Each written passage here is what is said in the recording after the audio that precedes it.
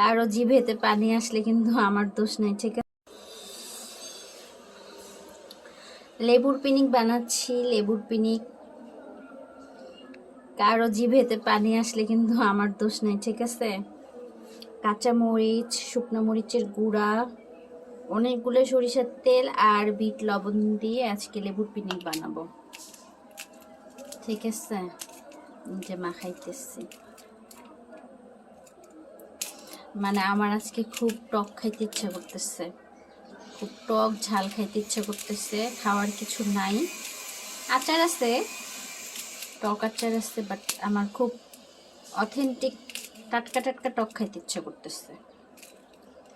তাই ভাবলাম আজকে লেবুর পিনিক বানাই ফেলি, বা লেবুর মাখা, যেটাই বলেন না কেন। তো এই যে বানাই ফেললাম লেবুর পিনিক বা হচ্ছে লেবু মাখা। মানে আমার তো এখনই খেতে ইচ্ছা করতেছে।